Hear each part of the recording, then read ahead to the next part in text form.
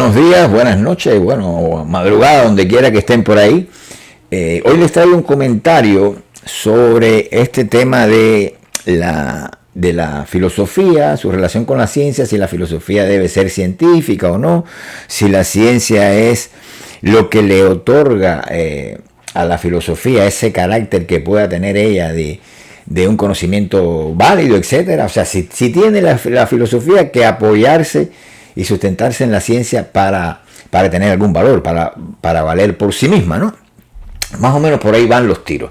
Entonces, oigan esto porque quiero empezar con esta. Escuchen lo que.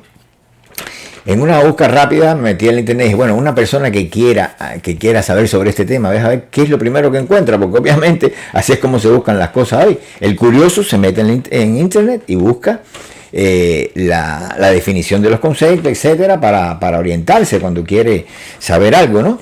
Busca la respuesta ahí. Entonces, escuchen esto tomado de internet, ¿no? En el método científico se utiliza la observación para proponer una hipótesis que luego se intenta comprobar a través de la experimentación. En este enunciado, pues ya están más o menos están reveladas los pasos más, obviamente sintetizados, los pasos más importantes del llamado método científico. Aquí nos están hablando de la observación, de la generación de hipótesis, ¿verdad? La comprobación a través ya de un último momento que sería la experimentación. Esta experimentación nos debe llevar a demostrar la hipótesis que teníamos, ¿no? Por eso es que dicen, el método científico se utiliza la observación para proponer una hipótesis que luego se intenta comprobar a través de la experimentación. La verdad es que hay que ser demasiado superficial o demasiado tonto para creer que hay un método científico, que un método detrás de esto, que es un conjunto de procedimientos, que quien lo haga no va para ningún lado, ¿no? Pero vamos a traducirlo así. Miren la situación esta, vengo observando a José, por ejemplo, y me parece que José tiene unos 50 años. Por algunas razones, porque veo unas canas en su pelo, etcétera, etcétera, unos indicios que me dan a mí a pensar eso. Voy a localizaré a José y le preguntaré. Localizo a José, un paso más adelante, y, hey, José, le pregunto, ¿qué edad tú tienes? Y José me responde, bueno, pues tengo 50 años. Y digo yo, bingo, hipótesis verificada, experimentalmente. Eso me hace a mí científico. Eso lo hace todos los días cualquier persona. Puede pasar esas etapas en cualquier actitud ante la vida. Eso no dice absolutamente nada, esto es pura cosa vacía. Pero le quieren dar una vuelta y convertir a esos pasos tan triviales en algo verdaderamente científico. Entonces, que la ciencia tiene un método y esto caracterizaría el método científico. Y ahí usted busca, por ejemplo, pasos del método científico. Allá van observación, inducción y preguntas. ¿Quién no pregunta? Usted para preguntar, para inducir, usted no tiene que ser científico. Para observar no tiene que ser científico. Entonces, esto no lo caracteriza, ni le da un plus a la ciencia por encima de otra actividad humana. Hipótesis. Todos los días usted se inventa una hipótesis, señores. Entonces, ¿de qué estamos hablando aquí? El otro, experimentación. También. El hecho de experimentar, usted no le da ninguna distinción en cuanto a otro sujeto en la vida social. Pero todo el mundo experimenta también. Y demostración, ¿no? Con los dos pasos anteriores podrá determinarse si la hipótesis planteada es cierta o falsa o irregular. En el caso de que la hipótesis no pueda ser comprobada, se podrá formular una nueva. Imagínese usted, entonces yo cojo, esto es un Team Marín, no, déjame probar con esto, no me salió, luego voy a probar con la otra, no me salió. Entonces tengo que atrás de eso estar articulando toda una serie de pasos para darle una seriedad como si eso fuera que me llevara a mí a ningún lado.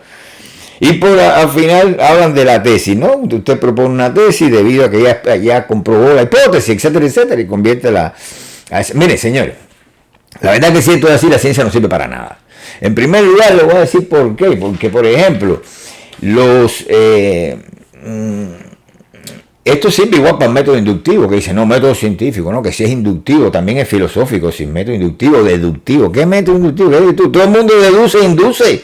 Es una cosa natural del pensamiento humano. Entonces, por ahí no van los tiros. ¿Entiendes? Por ahí no van los tiros.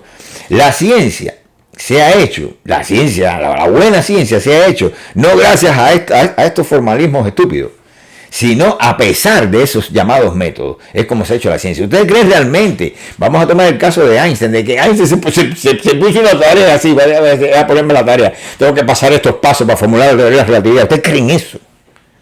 Que se ponen esos pasos y van cumpliéndolo por etapas. No.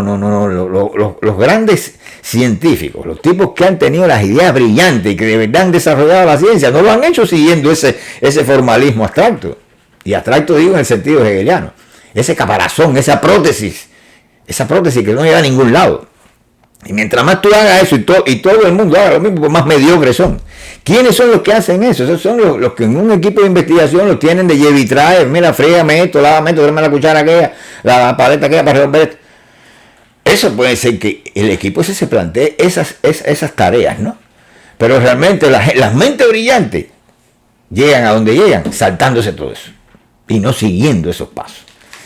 Entonces, de igual modo, se puede decir para la filosofía, método filosófico. ¿Tiene la filosofía que tener un método? Eso es la área científica. Bueno, yo creo que ni siquiera tampoco. En primer lugar, la filosofía, como dice el título del vídeo, debe guardarse de ser científica o de cientificarse. ¿Ok? Debe guardarse eso porque no lo necesita, porque filosofía y ciencia son dos cosas bien diferentes, están en planos distintos. Y no tiene que buscarse esa justificación en la filosofía. Por una razón muy simple, señores. Cuando la ciencia no existía, ya la filosofía existía. Y muy buena que era esa filosofía antes que la ciencia existiera. Que es un producto moderno. Toda la etapa que precede a la modernidad. ¿Qué vamos a decir? Que la filosofía premoderna no existe. No la necesita. Ni la necesitó antes, ni la necesita ahora. Pero eso, no a una persona que se está acercando a este mundo fascinante de la filosofía, le puede parecer raro y nunca lo entendería porque está bajo el hechizo de la ciencia todavía. Y cree que si algo para ser bueno tiene que ser científico. Yo le voy a decir a ustedes más adelante, un poquito más adelante, tal vez ahora inmediatamente le voy a decir por qué nada de ese modo de pensar tiene algún sentido, ¿verdad? Y le digo esto pensando en que es curioso porque por ejemplo, tanto Husserl como Hegel, pues ellos quisieron hacer de la filosofía una ciencia, que la filosofía fuera una ciencia rigurosa.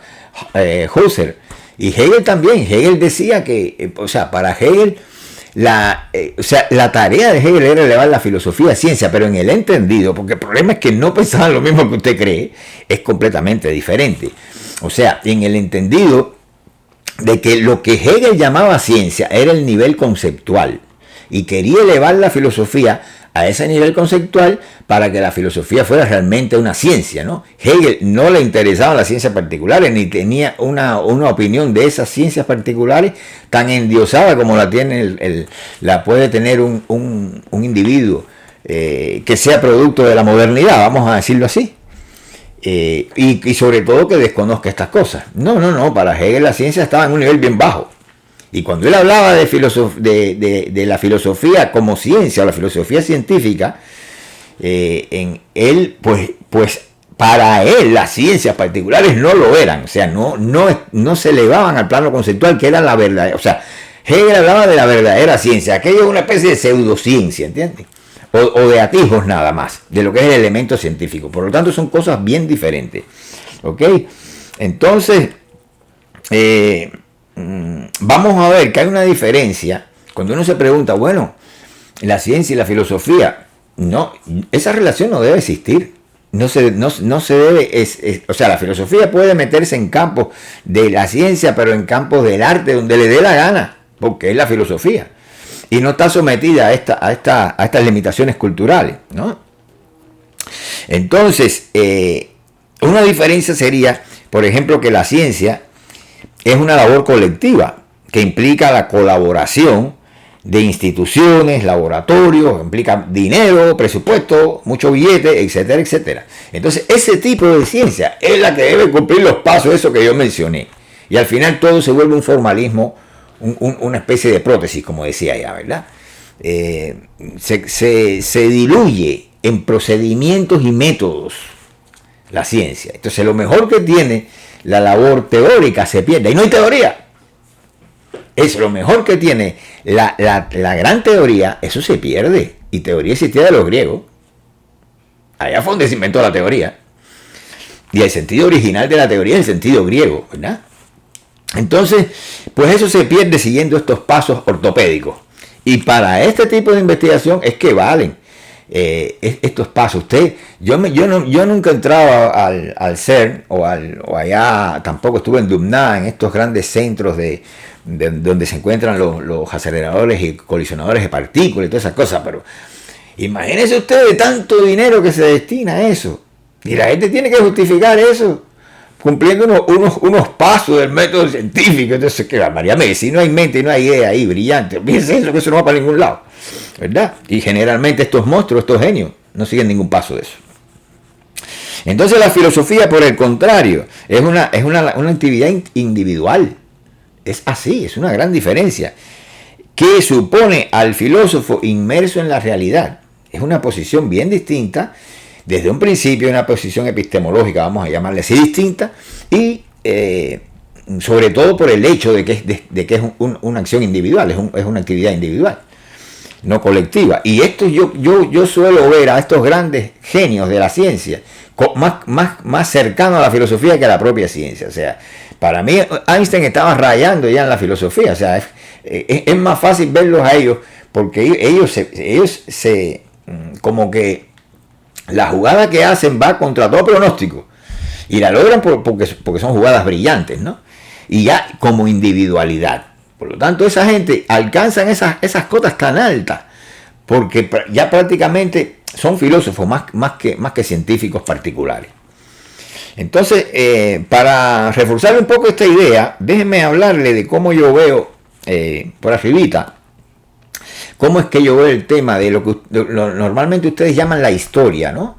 O sea, existe una historia que viene desde que el hombre es hombre en el mundo primitivo, y entonces está el cuento digamos, de la antigüedad, después viene el medioevo, la modernidad, etcétera, y la situación en que nos encontramos actual ahora, que viene después de la modernidad, ¿no? Que ustedes le ponen el nombre que le dé la gana, ¿no? Si ustedes dicen que estamos en la posmodernidad, no me van a decir nada. Yo creo que no entiendo mucho con eso. No estamos en la posmodernidad, sí estamos lo que vino después de la posmodernidad, pero ¿qué cosa es lo que vino? No sabemos, ¿no? Entonces la gente se pone a inventar y que si, ¿cómo describimos esta época? Que globalización, que no sé qué, que global, no, en fin. El asunto es que no dice nada una etapa que viene después, dentro de ese proceso histórico, que es una especie de cronología de estados culturales, vamos a decirle así, porque es como únicamente se entendería, ¿no? Entonces, lo que le quiero decir es que dentro del mismo pensamiento de izquierda, que yo a veces no, generalmente como que no me da filosofía eso, ¿no? Y estoy hablando particularmente del pensamiento francés y todas estas modas, porque esto lo veo más como moda literaria que como otra cosa, ¿no? Pero bueno, el asunto es que incluso dentro de este pensamiento se estuvo clara la idea de que no existía la historia como un proceso unitario, ¿no? Objetivo, etcétera, etcétera. Y entonces, si eso no existe, pues ¿qué es lo que existe? Porque nunca dieron respuesta, es verdad. La historia como un progreso unitario objetivo, que se desarrolla mediante una apropiación de sus fundamentos constantemente, etcétera, eso no existe. Esa historia objetiva como proceso, ¿no? Bueno, pero la gente suele estar inmerso en la historia, esa es la verdad. La mentalidad moderna y también la posmoderna no ha salido de eso, pues está, como digo yo, como yo la caracterizo, está atascada en la historia y arrojada ante un mundo objetivo. Esas son sus coordenadas epistemológicas. Pero entonces vamos a ver dónde ubicamos a la ciencia en esto. ¿Por qué? Porque la ciencia, si usted tiene esa idea de la historia como un progreso objetivo y demás, que existe una historia universal que progresa, pues usted va a tener la ciencia como una actividad humana que vino después de otra. Y es una más, y está ahí. y ya, y esto usted la toma o la deja. Pero eso, si usted se pone en esa posición, pues no podría explicar el colosal cambio que trajo el surgimiento de la ciencia consigo en todos los órdenes, ¿verdad? Eso le sería imposible, porque no puede poner a la ciencia en el mismo nivel que otra actividad humana cualquiera. En la ciencia hay algo más, ¿verdad? Y revoluciona el mundo del sentido, revoluciona el mundo humano entero. Y tú dices, oh, pero bueno, esto tampoco es así, ¿no? No podemos reducir la ciencia ¿a qué? A la actividad del científico o al completamente gris método científico ese con sus etapas. Es una pérdida de tiempo para mí. Entonces no podemos reducirla a eso, ¿verdad? Tiene que ser algo más, ¿no? Dada la dimensión que tiene en la cultura. Y justamente, pues a mí me gusta ver las cosas de otro modo. Me gusta ver que la ciencia es justamente una forma de la cultura. Y cuando digo que es una forma de la cultura, ya eso le da otra lectura y ya estamos hablando de otra cosa. Y estamos hablando ya o sea, son palabras mayores considerarla así. Pero en ese sentido, para yo evitarme el tema de que nosotros somos seres que estamos inmersos en un proceso histórico que avanza y que en ese sentido nosotros somos la última Coca-Cola del desierto porque venimos después, somos los más contemporáneos y todo lo demás atrás es pasado y es brutalidad y es ignorancia. Entonces la ciencia llegó y arrojó luces sobre todo eso. O sea, para evitar esa posición que me parece absolutamente vamos a decir que me parece un poco absurda o absolutamente irracional, no sé, no me explica nada, ¿no? Para evitar esa postura, pues yo he tratado de ver las cosas de otra manera, ¿no? Obviamente, porque nunca me va a ser satisfactorio creer que sencillamente todo el pasado es una sarta de errores hasta que llega la ciencia y arroja luz. Y mi pregunta es, bueno, pero es que siguiendo esa misma lógica debe haber una etapa post-científica, ¿right? Vale, una etapa, no sé si traducir eso al español, el right de inglés. Bueno, una etapa post-científica que viene después de la ciencia. Que viene entonces después de la ciencia. Y entonces ahí empezamos a ver, bueno, es que la ciencia está dando señales de agotamiento. Desde los años 50 del siglo XX está dando señales de agotamiento la ciencia. Y por otra parte, si nosotros vamos a caracterizar qué es lo nuevo, lo que puede definir este mundo, que otra gente le ha puesto la palabra posmoderno porque no tiene ausencia de otra, vamos a ver que la que está llevando ahora la batuta ya no es la ciencia, es la tecnología. Entonces algo ha pasado aquí, hay que explicar el mundo a través o sea, utilizando esta manera de ver las cosas, ¿no? Que una manera es verlo así como una evolución en progreso y otra es verlo desde la parte en que hay dadores de valores, hay formas de la cultura que se constituyen en dadores de valores, proveedores de sentido, productores de relaciones sociales, etcétera, etcétera, y le dan la fisionomía a lo que usted llama épocas o tiempos. Pero es una manera de verlo fuera de la perspectiva cronológica, ¿verdad? Esto, búsquenlo en Saussure, que Saussure tiene dos conceptos que son muy importantes, los conceptos de diacrónico y sincrónico. Cuando ustedes entiendan qué significa la diacronía y la sincronía, se da cuenta que existen estas dos posibilidades, ¿no? Entonces, el asunto es que desde esta perspectiva, en que yo veo que es una perspectiva sin historia, de ver la realidad humana sin historia, particular, tanto el pasado como el presente, no necesitamos pasado y presente por cuanto es sin historia, ¿verdad? Pues desde ese punto de vista nosotros, en lugar de tener que ver con un proceso temporal cronológico que no existe ya en parte alguna por cuanto es el pasado y se desapareció y lo único que nosotros tenemos es el presente, ¿verdad? Esa es la realidad. Cuando hablamos de todas esas cosas dentro de la concepción de la historia como progreso, el pasado ya no existe. Lo único que existe es el presente y desde el presente juzgamos y atalayamos el resto de las cosas. Pero esta es la única realidad que existe. ¿Ok? Entonces es muy difícil darle crédito a una postura como esa. Sin embargo, si nosotros pensamos en términos de forma de la cultura, quizás yo haga un vídeo explicando estas cosas más en más en detalle. Ahora solamente quiero mencionarla para que sepan que la ciencia es una más de estas formas de la cultura. Es decir, serían el rito, el arte, la religión, la ciencia y la tecnología. Esos son dadores de valores, productores de relaciones sociales, proveedoras de sentido. O sea, son creadoras de realidad. Nosotros tenemos acceso al pasado desde el interior de una de estas formas. Y nosotros tenemos acceso a la realidad a través de los lentes que ellas nos brindan. Entiéndase eso así. No es que hay una sola, un presente que es congelado, que es el que va a tener la única legitimidad de juzgar acerca del pasado. No, eso no es así. Estas formas coexisten. El rito coexiste. Si bien se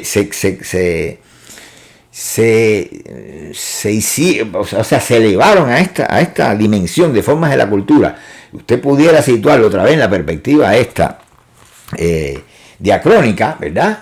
Pues entonces en ese momento que usted llama, digamos, la prehistoria, pues el rito se convirtió, o era de hecho la única forma de la cultura, ¿verdad? Y luego pues le sucede en la antigüedad griega el arte, si lo quiere ver así como sucesión, después la religión en el medioevo cristiano, después la ciencia en la modernidad y en el momento en que vivimos nosotros la tecnología. Pero lo importante aquí es ver que no son pasados, son productores de realidad y que todas coexisten en el presente, todas, incluyendo el rito. ¿Okay? Todas están de una forma u otra en el presente existiendo. Claro, eso ya sería más para adelante explicárselo. La dinámica de las formas de la cultura que yo establezco en mi concepción, que no es histórica, es transhistórica, como le quieran llamar, obviamente hay una dominante. Siempre, lo que pasa es que siempre hay una dominante y el resto de las formas pues se someten a esa dominación, ¿no? Se convierten en vehículo de expresión de la forma dominante. Es lo que pasaría ahora con la tecnología. Pero eso no está diciendo ya que la ciencia no es la forma dominante de la cultura, que lo fue. Y que ahora está plegada a la misma transformación que la tecnología existe como forma dominante de la cultura. O sea, tanto la ciencia como la religión, el arte y todas las demás, porque uno quedaría en el arte, el rito, ¿no? El rito, en el caso del rito es un caso muy peculiar, ¿no? Pero también se ve afectado. También se ve afectada por la transformación tecnológica, la transformación que exige la tecnología, ¿no? Y que llega a todos los órdenes. ¿Por qué? Porque es la forma dominante de la cultura hoy. Entonces, esto nos dice que la ciencia no es lo que usted creía. O sea, no es que el pasado es un pasado de oscuridad y llegó la ciencia, arrojó luz sobre el mundo se quedó frisado ahí, estancado, y así será por el resto de los tiempos hasta que, porque la ciencia cada vez siempre seguirá descubriendo cosas y este es el estado final de la evolución de la humanidad, con la ciencia ahí descubriendo cosas cada vez más. No es así. A la ciencia le llega a su fin como forma dominante de la cultura lo mismo que le ha ocurrido a las otras. Es así, la dinámica de ese juego de subordinación y dominio de esta forma de la cultura que son productoras de realidad y que reescriben el pasado con sus conceptos, con su lenguaje. Usted va a leer el pasado en dependencia de lo que esa forma le dicte. ¿Cierto o falso? Porque usted no puede leer el pasado en términos religiosos como lo hizo el hombre medieval. Vamos a ponérselo así para que lo entienda mejor. Ya no puede. Ya no puede. Usted lee el pasado en términos. Si es un hombre moderno, en términos científicos. Si es un hombre postmoderno, voy a llamarle así, usando esa palabrita, pues lo ve con los lentes tecnológicos. Y así lo va a atalayar, lo va a observar y lo va a entender. ¿Verdad? Entonces ya ahí de una forma u otra le estoy poniendo límites culturales a la ciencia, al fenómeno de la ciencia. Okay, ahora la filosofía es diferente. La filosofía, si bien experimenta influencia de esta forma, particularmente de la forma dominante de la cultura, es lo único que puede alzarse sobre ellas porque, entre otras cosas, es una reflexión sobre estas formas. Por lo menos en mi filosofía lo es, y creo que es el resultado natural de la evolución de la filosofía. De una forma u otra siempre ha sido reflexión sobre esas formas dominantes de la cultura, puesto que esas formas dominantes de la cultura son productoras de realidad y el objeto inmediato, el objeto por excelencia de la filosofía es la realidad. La filosofía es el estudio de la realidad como un todo. Por lo tanto, esa es la gran conexión que hay entre ellas y estas formas de la cultura. Ella, de un modo u otro, si algo puede escapar a la forma de la cultura por ser reflexión sobre esta forma es la filosofía. Y eso es lo que la hace grande. Y eso es lo que la diferencia de la ciencia y también del resto de las otras formas de la cultura que ya mencioné. Entonces, vamos a tocar el tema del método. Se habla del método científico. ¿Qué método científico? No existe tal cosa, existe un conjunto de procedimientos que usted lo sigue. Si usted quiere plegarse a una cosa que ya está establecida y usted quiere ser un tipo mediocre, pues usted va a seguir esos procedimientos que le llaman método científico. Punto. Si usted de verdad es un tipo genial, usted va a hacer su ciencia a su manera y le va a poner su impronta. Pero bueno, la filosofía no tiene método, por otra parte, no hay método en la filosofía. Esto es también ya les dije que, por ejemplo, es curioso porque tanto Husserl como Hegel había dicho yo, hacer de la filosofía una ciencia y tenían su método. Ellos sí propusieron un método para la filosofía. Hegel propuso este método que erróneamente se ha reducido a lo dialéctico y se ha llamado erróneamente método dialéctico, pero eso no es el método de Hegel. El método de Hegel es el método absoluto. ¿Quieren saber dónde está y qué cosa es? Léanse la ciencia de la lógica. Ahí está expuesto en la lógica grande, porque hay una lógica grande y una lógica chiquita, ¿no? Ahí está por lo menos cuando, así le decíamos en ruso nosotros, está la que tiene el sistema completo filosófico de Hegel, que en 3 tomos, filosofía de la naturaleza, la ciencia de la lógica y filosofía del espíritu, ¿no? Ese es el conglomerado de todo su sistema. Pero bueno, Hegel publicó la lógica en vida, esas cosas se publicaron después. Y ahí donde está su método, ¿no? Y él dice, él expone, o sea, la lógica, esa famosa lógica de Hegel es la exposición del método. Ahora, ¿qué pasa con el método de Hegel? Y otro tanto pasa con el método fenomenológico trascendental de Husserl. Y les adelanto, ¿a dónde llevan estos métodos? El método de Hegel va a llevar al hegelianismo. El método de Husserl lleva a la fenomenología de Husserl. Como la mayéutica desarrollada lleva al platonismo. Como lo que le llaman la duda metódica de Descartes no puede dar otra cosa que no sea el cartesianismo. Por eso es que la filosofía no tiene método. ¿Entiendan eso? Los métodos son los métodos de los sistemas. Están estrechamente relacionados el método con el sistema en el cual ese método se genera, ¿entienden? Si el método de la duda metódica de Descartes, eso es el sistema cartesiano, porque hay es una sola cosa el método con el sistema. ¿Quién descubrió todo eso? Fue Hegel, justamente, de la unidad de método y sistema. ¿Y cómo lo hace? Fíjense, la ciencia de la lógica empieza por que no es el dialéctico, está mucho más allá de eso. Empieza por lo que él llama método formal, ¿verdad?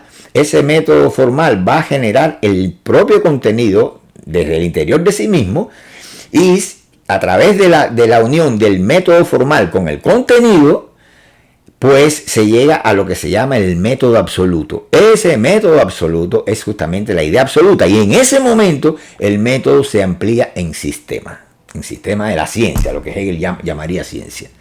Por lo tanto, el método no tiene otro destino que ampliarse en sistema. Yo sé que son pasajes bastante oscuros, pero bueno, vayan al final de la ciencia de la lógica, lean el apartado la idea absoluta, que ahí donde está el método absoluto, que es el mismo método que empieza la obra, que se va desarrollando. Ya ustedes saben, primero se pone la idea como método formal, método vacío, que es este tipo de procedimiento, ¿no? Como método vacío, ese método formal, forma pura, sin ningún contenido, va a generar el contenido, y la unión entonces de método y contenido es el sistema, que es la ampliación del mismo método formal en método absoluto. Ya como método absoluto, el sistema de la ciencia. Por lo tanto, señores, no hay un método para que todos los filósofos lo sigan, a menos que sean unos mediocres que están dando clases en la universidad por ahí y no entiendan la filosofía. ¿Qué cosa es eso? No existe tal cosa, no existe. El método hegeliano lleva al sistema hegeliano, el método cartesiano lleva al sistema de Descartes. Y así, o sea, no es que no lo haya en el sentido que siempre tiene que haber un método, porque usted tiene método para todo. Usted para prepararse un café con leche por la mañana, cuando va a desayunar tiene su propio método. Pero eso no quiere decir que a usted se convierte el problema del método en una cosa que todo el mundo tiene que seguir. Eso no es así. Y así pasa en la filosofía. Si los científicos quieren seguir con su método para acreditar que la tesis que nos van a vender es científica, yo le diría, mire señor, coja esa tesis, llévesela para su casa y quédese con ella. Porque eso a mí no me da ninguna garantía de que eso sea científico, por el solo hecho que usted ha seguido los pasos esos que ya están establecidos, que lo preceden a usted, que preceden a cualquier tipo de cosa nueva que pueda surgir y que no cabría ahí. Entonces, no lo necesito. Si usted tiene que legitimar lo que usted está haciendo como ciencia, porque sigue el método científico, fíjese usted, ya está preestablecido ahí que hay que seguir los pasos eso. Bueno, compadre, mire, si usted nada más que tiene que leer eso en esos términos, mira, yo la verdad es que no veo que tenga ninguna validez. ¿Qué le parece? La ciencia se hace a pesar de eso, no gracias a eso. Entonces, bueno, siguiendo aquí con el tema del método, que le decía que no existe tampoco un método filosófico, no se deje engañar, no existe, porque en primer lugar, porque no puede haber, razonen, un filósofo particular que haya creado el método de la filosofía. Eso no existe. ¿Quién fue? Fue Descartes. ¿Y quién sigue ese método? Que no sea Descartes. ¿Quién fue? ¿Quién es el gran filósofo de todos los tiempos? Ni siquiera Hegel. Ni siquiera Hegel. El método hegeliano es el sistema hegeliano. Entiendan eso. El método es el sistema. Y entiendan la frase, el método se amplía en sistema, que es la clave de la filosofía hegeliana, que está al final de la lógica. Tienen que ese paso tan oscuro de la caída de la idea lógica en naturaleza, todo eso tienen que entenderlo bien para que se den cuenta. No hay un método. Si usted quiere hacer un sistema filosófico, usted tiene que tener su propio método, porque obviamente el sistema es suyo.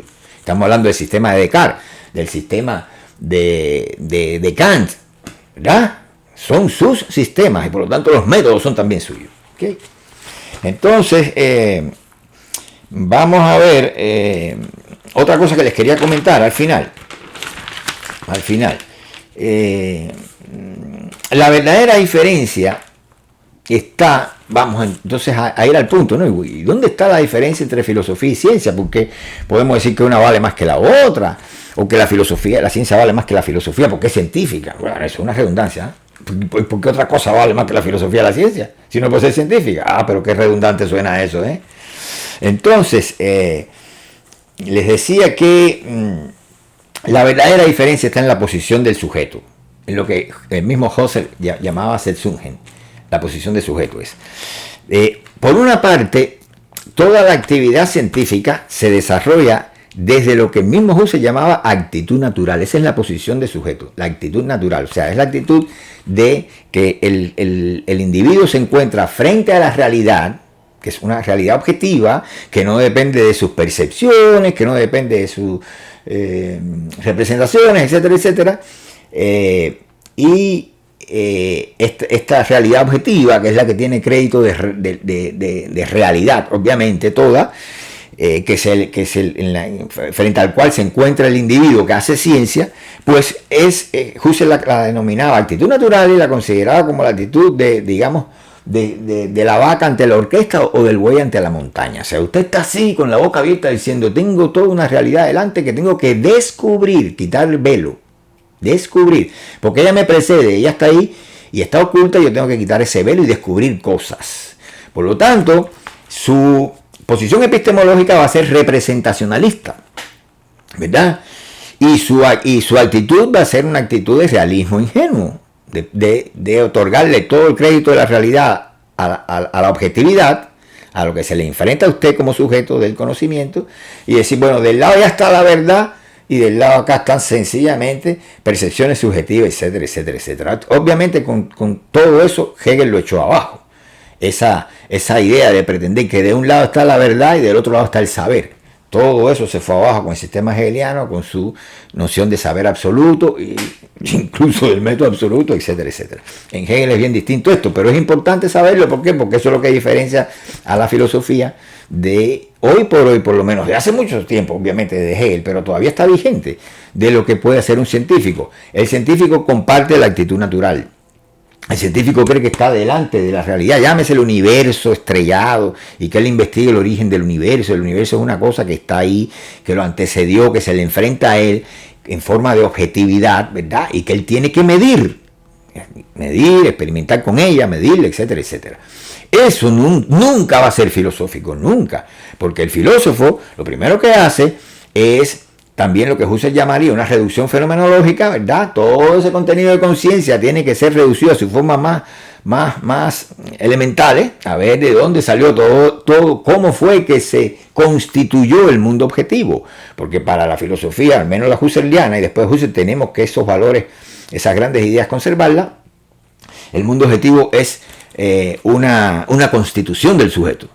¿Entienden? Es una constitución. Ustedes tienen que entenderlo si quieren entender la filosofía. Es así como ya va. Y entonces, o sea, nosotros no aceptamos la realidad objetiva como la realidad per se, y que eso es así, que es independiente de nosotros, etcétera, etcétera. No, eso hacen los materialistas, eso lo hacía Lenin y todos los comunistas, eso, ¿verdad? Pero los filósofos, de verdad, ninguno ha hecho semejante identificación. Entonces, bueno, que un carnicero, que un zapatero de portal, como decía Hegel, usando el término este que usó despectivamente contra Jacobi, estén en actitud natural, no los hace diferentes del científico, porque los dos, epistemológicamente hablando, están en actitud natural, en la posición del buey ante la montaña o la vaca ante la orquesta. La diferencia estaría en usar los métodos estos que ellos le llaman. No, tampoco esos métodos no te han llevado a ningún lado. Ningún método de eso llevó a Schrödinger a hacer su ecuación. Ningún método de eso, ningún paso de eso llevó a Hegel a formular la teoría de la relatividad, ni la general, ni la restringida, ni nada. Usted se comporta como una persona bien común, y eso no lo hace científico. Usted va al laboratorio, sigue los pasos, eso, y va para su casa. Por Dios, todo eso que usted está diciendo ahí, todo el mundo lo hace de una manera u otra. En su vida cotidiana. Todo el mundo lo hace de una forma u otra. Entonces, les digo que la verdadera diferencia entonces está en la posición esa de sujeto que usted tiene, la posición epistemológica, que no puede ser esa actitud natural, si va a ser filosofía, que digamos en el caso de Husserl sería la actitud fenomenológico trascendental, ¿verdad? Previa reducción fenomenológica, etcétera, etcétera, apogeo, reducción fenomenológica después, y en el caso, hay que practicarla todavía, nosotros tenemos que practicar eso. Y en el caso de Hegel, la actitud especulativa, este es el saber absoluto que se sostiene sobre la superación de la contraposición sujeto-objeto, de esa objetividad. Eso es el ABC del saber absoluto. ¿Okay? Que es el mundo de la conciencia para Hegel. Esa actitud natural de Husserl es el mundo de la conciencia en Hegel. Y ese mundo de la conciencia es el que tenemos todos. Así estamos. ¿En qué momento nosotros pasamos a tener esa posición? Bueno, eso lo hago yo, eso yo lo descubro en mi obra, en uno de mis libros, que lo explico. Voy haciendo la reducción fenomenológica de Husserl más allá del ego trascendental, a ver qué fue lo que pasó. Pero los filósofos deben hacerlo, ¿no? Tal y como yo lo hice, pues a su manera, lo que sea, pero lo que sí es claro que no se puede hacer filosofía desde la actitud natural. Desde la actitud natural usted puede hacer ciencia, puede hacer lo que le dé la gana. Solamente ciencia, lo que quiera, ¿verdad? Pero el filósofo no. El filósofo no puede permanecer en actitud natural cuando está haciendo filosofía, y su sistema no puede depender de esa actitud natural. Por lo general lo que se hace es abolir esa actitud natural para poder hacer filosofía, ¿no? Esto se lo dejo por arribita, ¿ok? Por lo tanto, la reducción fenomenológica es importante. El conocimiento conceptual, o sea, el tratar de elevarse al plano conceptual es importante. Y la reducción que yo llamaría epistemológica, que es la que hago yo, también es importante. Porque usted tiene que ver que más allá de Hegel tiene que haber una salida. O sea, una salida al saber conceptual, que es ese saber absoluto que Hegel habla, que dice que se mueve a sí mismo y que presupone como condición sine qua non la superación de la contraposición del mundo desdoblado de la conciencia, es decir, del saber del objeto por oposición al yo y del saber del yo por oposición al objeto, de la idea de que de un lado está la verdad y del otro lado está el saber. O sea, hay que eliminar toda esa escisión, esa pantalla, ese muro que divide al sujeto del objeto, o que alimente esa misma contraposición para poder tener una noción de la realidad como un todo, ¿ok? Eso es lo que hace la filosofía, y eso nada tiene que ver con la ciencia, y la filosofía no necesita en lo absoluto de que la ciencia legitime sus tesis y sus postulados y sus reflexiones. No lo necesita. Ahora bien, donde se mete la ciencia, la filosofía puede meterse. pero sin salirse de sí misma. Es decir, usted puede investigar hasta incluso el comportamiento raro de la función de onda en la mecánica cuántica, pero desde el punto de vista filosófico. Ahora bien, hay que tratar de guardar esta fina línea. Eso usted no lo hace filósofo de la ciencia. Eso también es un invento. No lo hace filósofo de la ciencia. No existe para mí ese tipo de cosas. Existen, como todos los filósofos, los de verdad, ellos han hablado de la ciencia, han hablado de los temas científicos, se han metido en la naturaleza, se han metido aquí, sin salir de su sistema filosófico. Lo hizo Descartes, lo hizo Hegel, lo han hecho todos, Kant. O sea, usted eso no lo vuelve un filósofo de la ciencia. Todos estos inventos que han hecho tipos que no entienden la filosofía, que han sido estériles para crear sistemas y se han tenido que inventar todas estas metodologías y conocimientos científicos y todas estas estupideces. ¿Ok? Así que eso tampoco lo va a hacer usted ni siquiera un filósofo de la ciencia. No existe tal cosa. Usted, si es filósofo, usted tiene que tener, como he dicho ya, una comprensión del absoluto, para decirlo en términos filosóficos. Tiene que expresar el absoluto, de algún modo. Y eso significa absoluto. Tiene que meterse en todo, pero nunca, pero sin salirse de la filosofía. No, porque si usted se sale de la filosofía, usted se pone en actitud natural, usted no está haciendo filosofía, ¿verdad? Entonces, aquí los dejo. Si tienen alguna duda, me lo dejan saber por ahí. Pero recalco la idea de que, como le pondré al vídeo, recuerden que yo pongo los títulos primero, esto me pasa al revés. Yo para escribir tengo que tener títulos, si no, no puedo escribir. Para hacer vídeo, pues empiezo sin título y después voy a esto le trataré de poner algo así como: la filosofía debe guardarse de ser científica. No necesitamos eso, necesitamos el conocimiento que la ciencia promueve para que nos ayude a la filosofía a articular su pensamiento. Claro que sí, todo lo que la ciencia diga es bien útil, pero no necesitamos que la filosofía diga o no, que las ciencias digan o no si la filosofía es buena o es mala, si sirve o no, si sus enunciados son verdaderos o falsos, etcétera, etcétera. Eso no lo necesitamos, porque ni siquiera estamos nosotros en actitud natural, y aquí la epistemología es definitoria. Si usted tiene esa actitud epistemológica, usted está haciendo otra cosa. La de nosotros es diferente. Bueno, nos vemos en un próximo vídeo en este canal, donde le dicen a usted lo que no le dicen por otro lugar, ¿ok? Lo que nunca le han dicho. Aquí nos vemos. Muchas gracias y hasta el próximo vídeo.